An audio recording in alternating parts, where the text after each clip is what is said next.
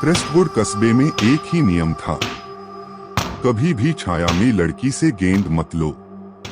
कोई नहीं जानता था कि वह कौन थी। कुछ लोगों का मानना था कि वह किसी गुमशुदा बच्ची की आत्मा थी जो खेल के लिए साथी खोज रही थी, लेकिन कुछ कहते थे कि वह कोई भयानक शक्ति थी जो मासूम लोगों को अपने खेल में फंसा लेती थी।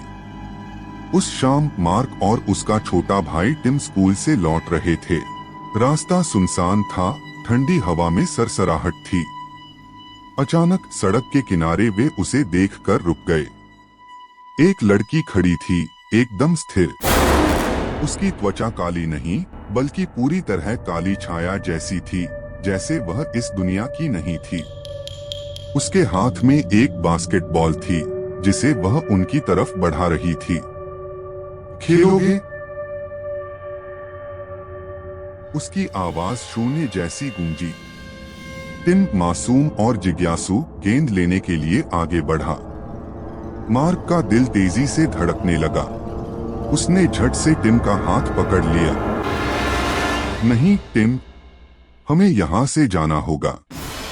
लड़की ने सिर टेढ़ा किया। उसकी खाली आंखें सीधे मार्क की ओर देख रही थीं। अचानक उसके हाथ की गेंद हल्के हल्के धड़कने लगी, जैसे उसके अंदर कुछ जिंदा हो। टिम धीरे से बोला, पर वह सिर्फ खेलना चाहती है। नहीं। मार्क ने टिम को जोर से पकड़ते हुए पीछे खींचा। हमें जाना होगा। लड़की मुस्कुराई, एक अजीब डरावनी मुस्कान। तुम खेलोगे कभी न कभी। वे दोनों भागते हुए घर की ओर दौड़ पड़े, लेकिन तभी पीछे से गेंद लुढ़कती हुई उनके पैरों के पास आकर रुक गई। रात के अंधेरे में जब मार्क की नींद खुली तो उसने सुना गलियारे में कोई गेंद उछाल रहा था। उसे एहसास हो गया, खेल शुरू हो चुका था। कैसी लगी कहानी?